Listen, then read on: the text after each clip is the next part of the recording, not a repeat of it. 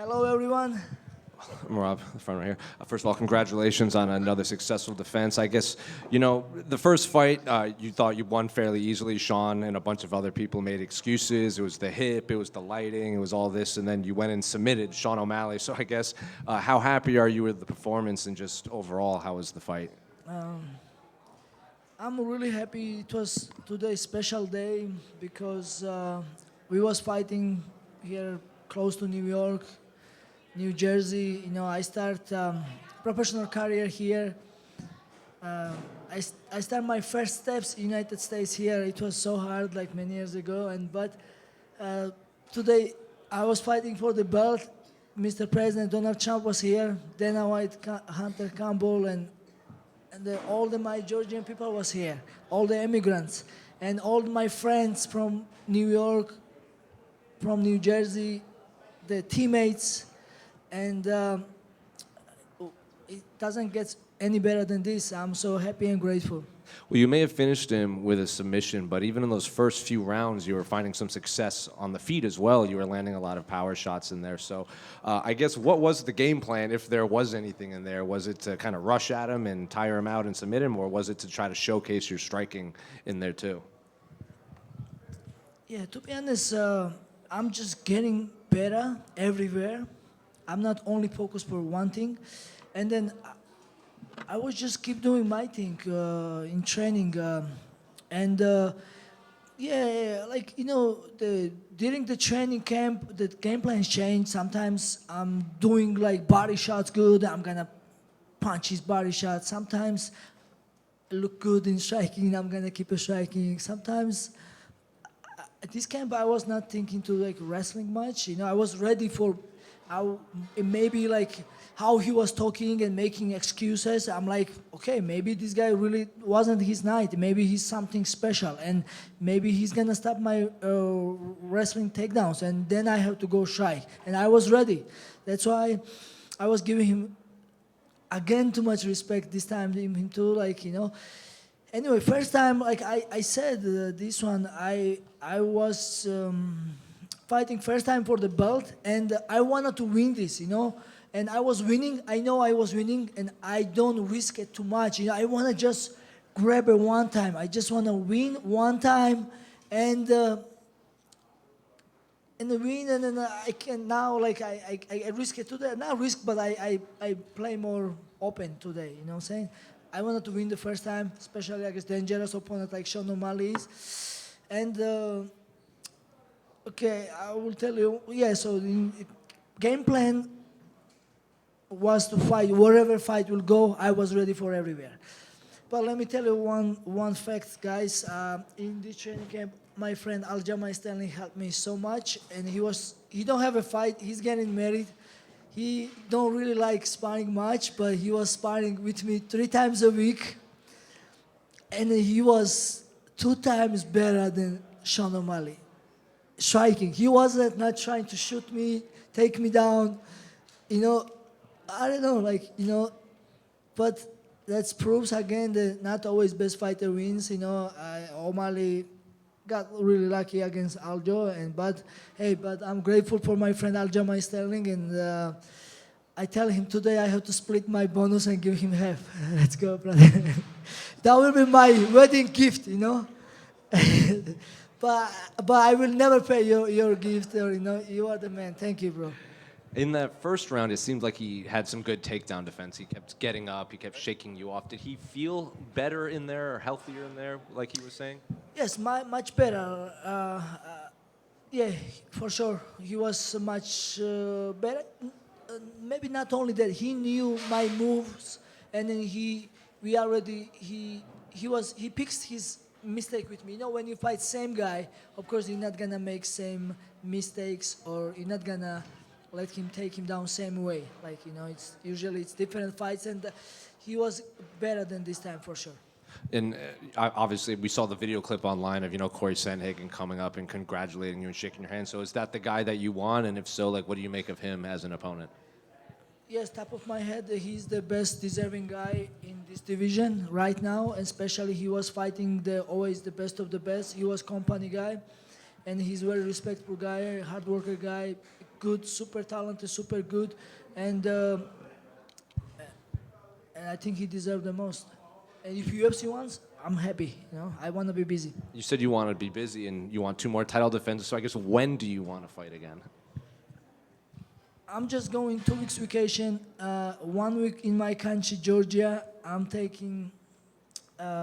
not taking. I'm going with Nina Drama and some of my friends also. We're gonna see some of cool of Georgia parts and enjoy good food, traveling, and then week after I'm going to Azerbaijan.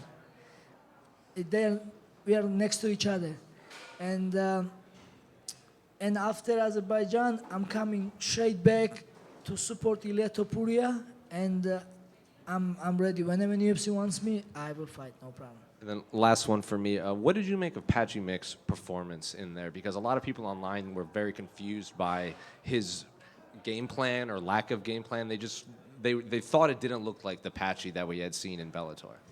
Yeah, once again, Patchy Mix is a great fighter. I was training with him, and he's the toughest sparring partner for sure. And then his jiu-jitsu and the grappling is another level.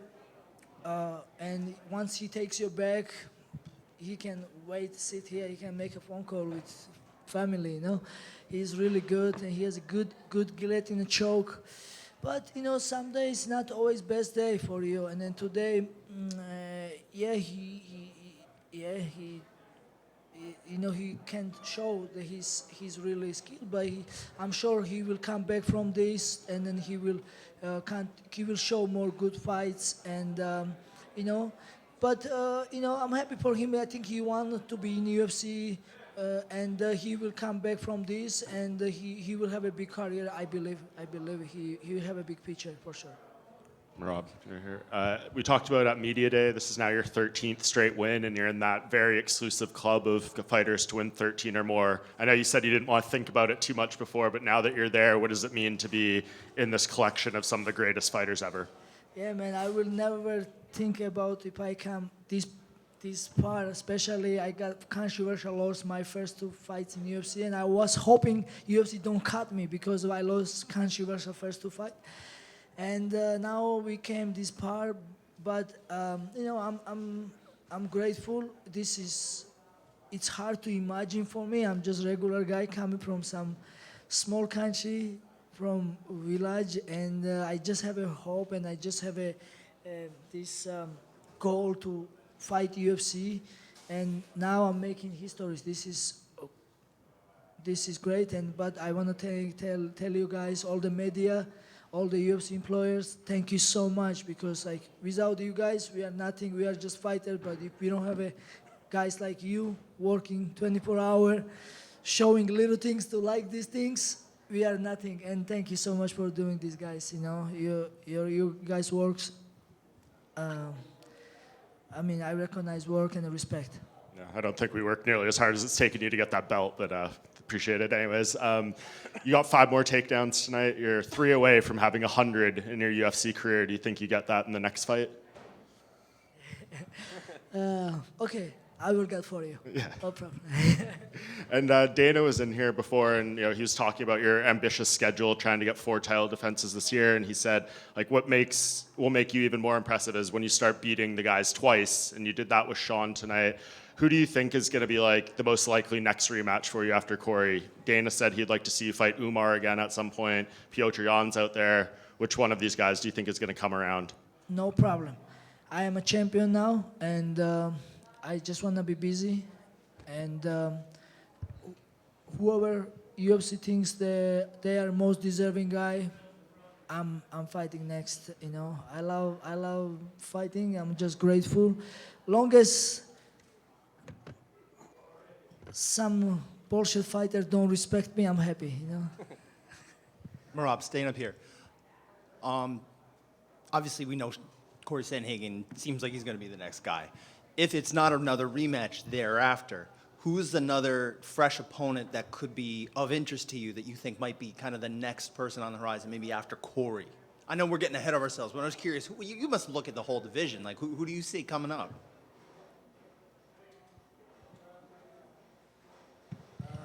I mean, I was thinking Petr Yan, but he has now another challenge fight, you know. Yeah, I don't know. I don't know top of my head. I was what I see now. Corey Sahagan is Mario. Yeah, Mario good looks good. You know, he has a long win streak. You know, he's good. Yeah. So like I said, guys, you know, guys, the longest they deserve to fight for the belt, I'm good. But you know, at the end of the day, I'm not making decision. UFC makes decision. And I'm happy with that, you know. I'm happy because I don't have to think about, you know, whoever the UFC will put in front of me, I will fight. Now, there's no pay-per-view in September, so you know you can't necessarily have like June, September, December to try and get 4 fights in. Right. So you might be looking at like October and then December. Does that sound like something you're up for? Yes, for sure. Why not? Yeah, I would like to, but now if I cannot make 2 more fights this year because there is no September, then now November is New York. Which I would love to fight New York, or December must be usually in Vegas, and I would even like Vegas, you know. So like now there is many good options. So hopefully UFC give me a new opponent, and yeah, I'm ready. You know, you mentioned New York, obviously, and you've lived in New York. You have a home in New York still. You worked construction in New York, probably not too far from here, I would imagine. Yes. What would it mean for you to kind of fight in that building, that Madison Square Garden? Just do you have the same reverence for it that a lot of people do? Yeah, for sure. Like I always wanted to fight New York, but I never fought before New York because you know, like I'm trying to make a UFC Georgia and take, you know, it's taking time. But other than if I can fight Georgia, like New York is like my home, but. I'm okay. I'm. You know, if happens, this happens. But I'm not really focused. The fight in UFC, any building, any location, I'm happy and I'm good. How was it though competing in front of New Jersey? Were you? I mean, you started your pro career, of course. You've had many fights here. They haven't all gone your way, but this one clearly very much did. Did you enjoy fighting in front of these fans here? They were not always on your side necessarily. Some of them were in Sean's corner, but you did have the last laugh, of course. Yes, it was good to fight here in New Jersey, and I'm super professional. Like I tell you, like. It was nice, of course, see some Georgian fans, New Jersey, New York fans, and it was cool to fight here, but you can make me fight in whatever you want to make me fight, dark room, and I will still fight, and, you know, like, I don't know, like, you know, I fought at the spear, wherever, I enjoy it, wherever I fight, I'm good, I'm grateful. Long as I make weight, then after I'm happy, but let me fight whatever you want to make fight. Congratulations, thank you. Merab, over here. Congratulations on your win. You just said you're going to go back to Georgia. Yes. Last time that you went back, the receivement for the people was amazing. What does it mean for you to be now the face of this sport in your country, now that you're sharing this with Ilya Topuria and also Roman Dolidze and all this, the guys that wants to follow a dream and has you as an example? Yes, this is a big moment for me, and then now I'm sure all my country will be up already watching my fights, and they will be super happy, celebrating. All my country will be happy, and yeah, this time I'm gonna go again my country, and I'm gonna announce what day I go, and then I'm sure the airport will be packed, and also wherever I will meet, some fans will be packed. This is big moment for us as a small country, Georgia, and somebody from small country fighting in US and UFC and main event and for the belt. Of course, it's big for it's really big. But one moment I want to mention: when I was young, I wanted to be athlete because I want to represent my country outside of my country. I was living in Georgia. I speak only Georgian, and I don't really see much. I grew up like I don't even have a TV until I was 12, and I don't even really like, you know, it was no electricity in my car because we was coming from the war, 1991, and we was growing up as a new, and it doesn't even make sense to have a what's the word really? Refrigerator, you know, because light was going and calm, maybe, you know. So anyway, I come from nothing, but I lost my point, whatever. But, you know, I'm just grateful. Okay, I started fighting in the sport for, like, I want to represent my country. And I think I'm doing okay, then I'm happy that I can make my country people, Georgian people, proud. And should be good motivation for every small country or even whatever country, even, you know, just good motivation to represent your country. And I'm happy. This is big motivation for me to represent my country. And yeah, just make them happy. Thank you, Merab. Mer- right over here, Merab. As we continue to watch your career unfold, there's a lot of people that are arguing for you to be at their top of the list in terms of the bantamweight GOAT. There's been a lot of people, especially after this victory. Who's on your list of top bantamweights, and what does it mean to be considered, you know, someone that people are seeing number one right now? Thank you so much. Yes, I will say once again, this is means a lot for me to even mention my name to that. That's you guys. That's up to you guys to say that if I'm there or not. But how I can Aljamain Sterling used to beat me, still beat me, and he has how many wins you have, Aljo, in UFC? Yeah, 20-something win in UFC, and then and he so he beat a lot of good guys, and he's the GOAT, and yeah, so yeah, he has a lot of fights in UFC, a lot of win, and he's been great champion, and he still beat my ass, so he's the best. He's the big brother. So as long as the GOAT is you or Aljo, you're happy. You're good. I'm happy. That's awesome, man. Thank you. Hey, Aljo, I'm gonna drink Funk Harbor in your wedding. I'm gonna chunk. Mer- I'm gonna get drunk. Merab, I'm gonna be Georgian. talk to us if you would about, over here on your right, would you talk to us about the finish? There's a little bit of confusion. Was that a choke or a neck crank that he tapped to? I don't know name. I'm sorry. But I'm hitting this choke in the gym, usually in jiu-jitsu. And John Wood was always begging me to, in the sparring, hit more submission. And I never complained once. Because when we sparring, we have a big puppy gloves, we have wraps inside. It's very hard to attack either armbar, leg lock, choke with the big puppy. That sometimes doesn't even make sense to, you know, in the sparring. And then also we have a great sparring partner like young guys, and I don't want to make them tired or something like this. And I don't even try in sparring, but in jiu-jitsu I do this. And I was doing it in training. So now I did. I don't know name. You know name, coach? North, south. So it Not was a actually a ninja choke choke? and not a neck crank that got him, yeah? Okay. Aljo, what's the name? Reverse ninja? Hey, hey, let's call machine choke. Last technical question. There was a really great sit-out trip you got where you got your leg underneath his and sucked his leg out underneath him. It was about maybe 3 minutes left in the round. Was that something you normally practice? Because we haven't seen something like that, I think, from anybody in quite some time, getting just that particular suck out on when he was up against the cage.